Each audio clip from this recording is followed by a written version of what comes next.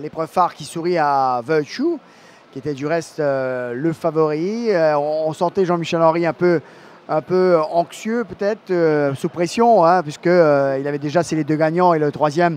Et il savait qu'il avait une grosse chance, Jean-Michel. Le cheval a couru up to expectation, comme on dit.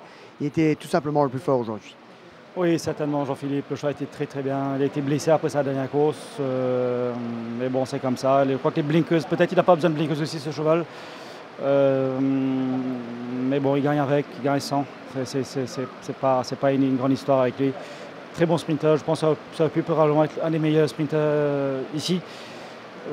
S'il n'a pas cette fâcheuse habitude de verser beaucoup. Mais malgré ça, vous avez vu, il a gagné en roue libre. Le tir, vas-y, c'est un petit champion qu'on a. Alors félicitations à Steve, Bob Venkaya aujourd'hui qui est à Maurice avec là, Yogesh et Tiger. Et merci de le soutenir.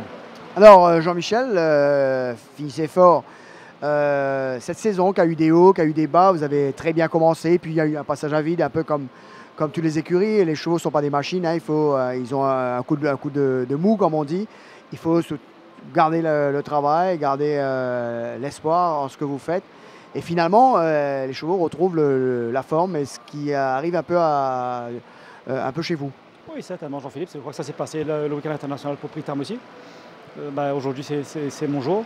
Mais comme je vous dis, si vous regardez mon effectif, j'ai beaucoup un tiers ou pratiquement la moitié qui sont des chevaux très moyens, voire qui ne peuvent pas gagner une course à Maurice. Avec beaucoup de jeunes, les bébés qu'on a pris le risque d'importer, dont 5 vraiment pas très médiocres. Ça nous a beaucoup plombé les ailes cette année-ci. Alors, mais comme je dis, je répète, il faut des bons chevaux à les courses. Et c'est là où on excelle.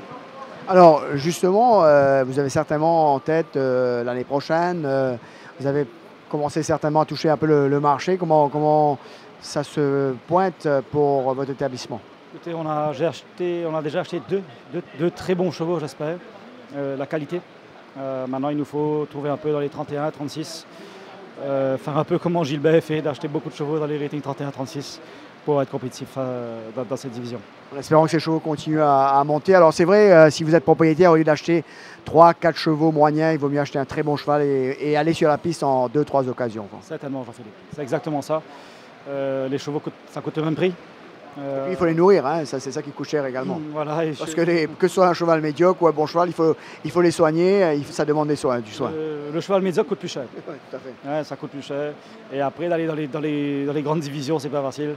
D'aller taper contre White River, là, c'est pas facile. Alors, il faut se concentrer un peu plus bas. Mais il faut y croire, hein. Peut-être trouver l'oiseau rare. La chance également existe, Jean-Michel.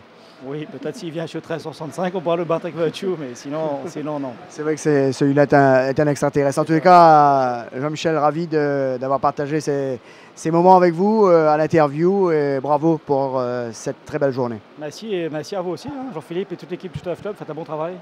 Bravo. Merci. Donc voilà les impressions de Jean-Michel Henry, il est sur la lune.